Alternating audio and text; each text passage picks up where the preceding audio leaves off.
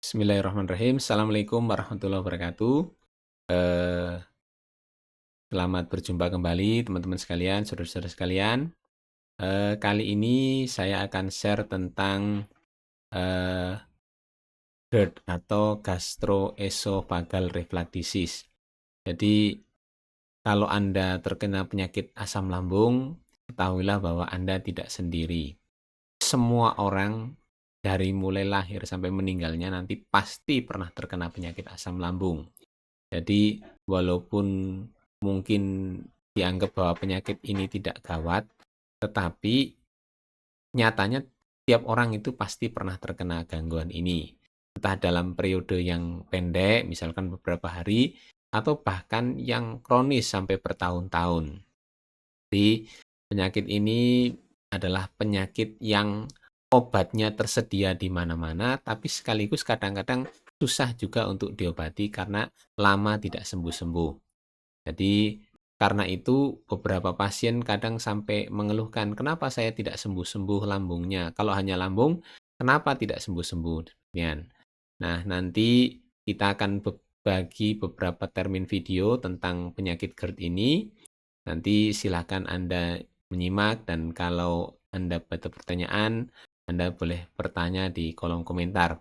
Ingat bahwa ini hanya sebagai edukasi, bukan sebagai advice medis. Jadi, boleh jadi apa yang Anda baca atau Anda lihat di hari ini bisa berbeda dengan penyampaian dari, eee praktisi medis yang lain. Oke, kita mulai saja. Eee, Gastroesophageal Reflux Disease atau disingkat dengan GERD. Nah, pertanyaan pertama adalah, apa itu GERD? Nah, GERD itu per adalah penyakit reflux gastroesofagus yang terjadi karena isi lambung mengalir kembali ke esofagus atau kerongkongan secara berulang sehingga menyebabkan gejala dan atau komplikasi yang mengganggu. Nah, jadi mengapa mengalir kembali isi lambung itu ke dalam kerongkongan? Jawabannya karena katup atau bagian bawah kerongkongan di mana yang menyekat antara lambung dengan esofagus itu mengalami pelemahan. Jadi, eee, ini lihat, ininya. Jadi, normalnya ada yang namanya lower esophageal sphincter. Nah, ini semacam katup yang sekali jalan, artinya kalau ketika, makanan masuk dari kerongkongan terus ke lambung, awalnya katup ini adalah menutup. Begitu ada, makanan masuk ke lewat kerongkongan dan ketika mau masuk lambung, katup ini membuka. Begitu, makanan masuk ke lambung, maka normalnya katup ini akan menutup. Nah, dengan cara menutup seperti ini, maka lower esophageal sphincter ini akan mencegah aliran balik isi lambung ini ke atas.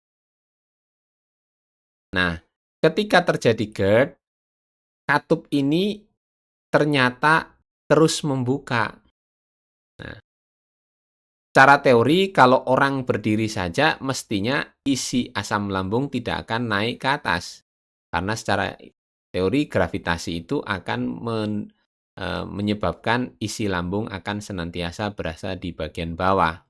Nah, maka itu ketika seseorang itu Eee, tidur atau telentang, posisi lambung kan tidak seperti ini, artinya bisa saja katupnya ini berada posisi di bawah, bukan bukan di atas lagi atau sejajar dengan isi lambung itu.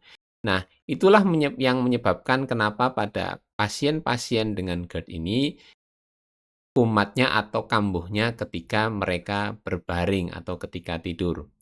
Jadi ketika tidur, isi lambungnya ini naik ke atas sehingga menyebabkan GERD,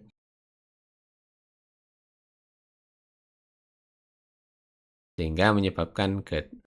Nah, jadi Itulah yang dinamakan sebagai GERD atau gastroesophageal reflux disease.